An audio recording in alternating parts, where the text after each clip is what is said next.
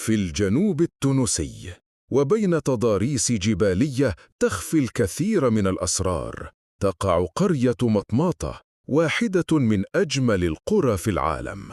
ما يميز هذه القرية أن منازلها محفورة تحت الأرض.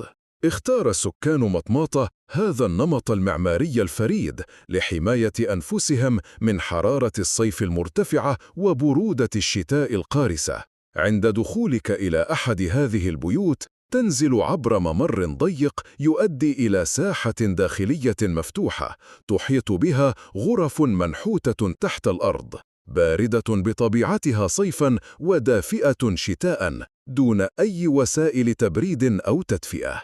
هذه العبقرية المعمارية لفتت أنظار العالم، حتى إن مطماطة كانت إحدى مواقع تصوير فيلم حرب النجوم ستار وورز، حيث مثلت كوكب تاتوين وبيت لوك سكاي ووكر. اليوم أصبحت مطماطة وجهة سياحية فريدة يقصدها الزوار لاكتشاف جمالها العجيب وتراثها الأصيل.